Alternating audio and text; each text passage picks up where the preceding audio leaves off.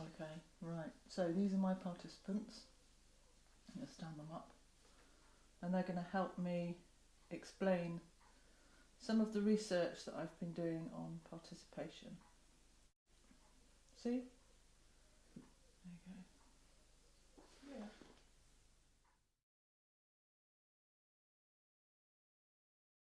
Yeah.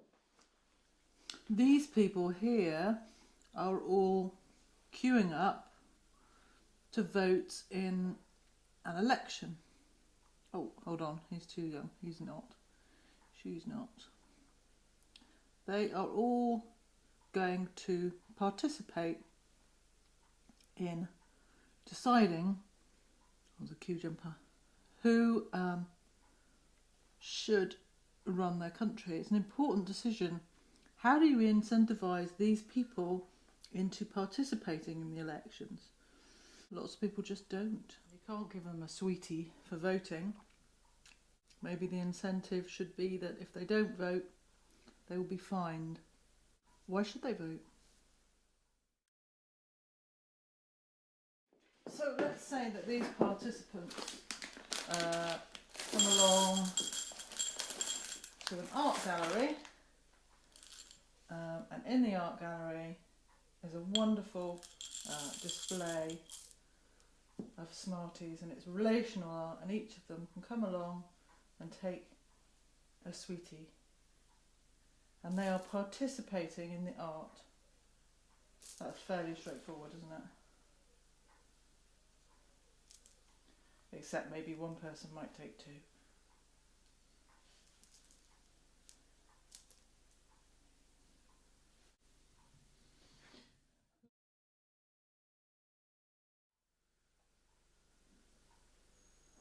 Apathy is the enemy of participation. In order to avoid apathy, you really have to incentivise people, or they just won't bother. And once one becomes incentivised, so others will follow.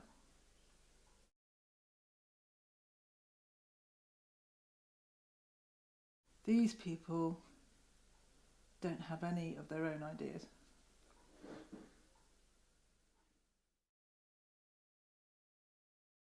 These people are all on hold for a radio phone-in.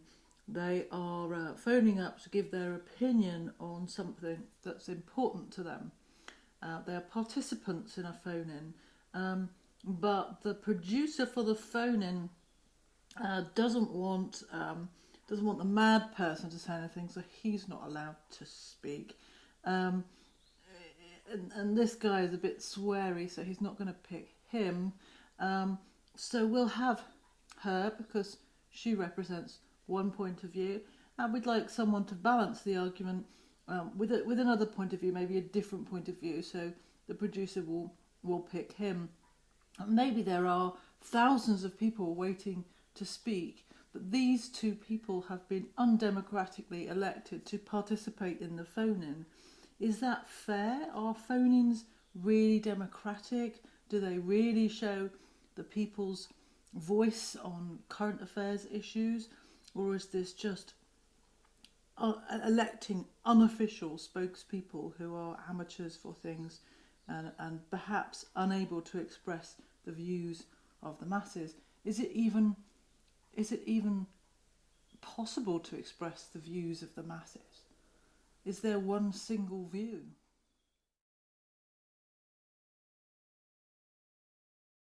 They have all picked up the telephone to vote for their favourite singer on a TV talent show.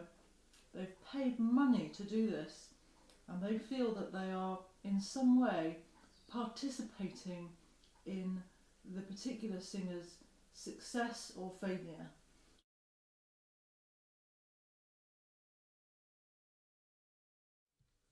Is it possible to live in a society that doesn't have a master? Do we always need a leader? Or in today's world, are we able to organise society in such a way that supreme masters and leaders are not needed? Is democracy possible without leadership? If we dictate that democracy has to happen, is it democracy?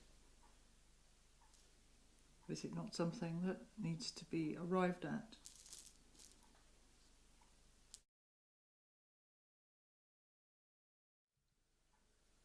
I have noticed that none of my participants are black.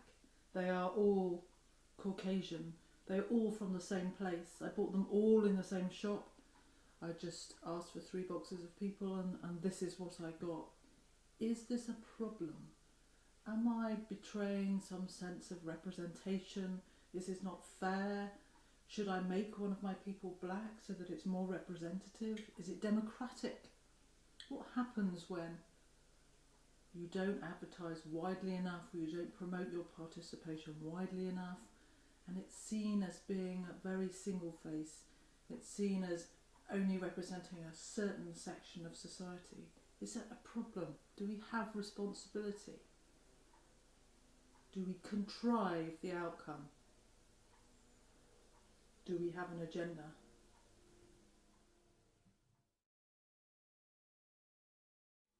What happens if only one person turns up? If only one person turns up to vote in an election? If only one person phones in to what's supposed to be a free and balanced debate? If only one person turns up to the gallery to experience some relational art? What happens then? Is it a failure? What happens if lots of people turn up? If too many people turn up? What happens then? You see, even these small plastic people are a problem.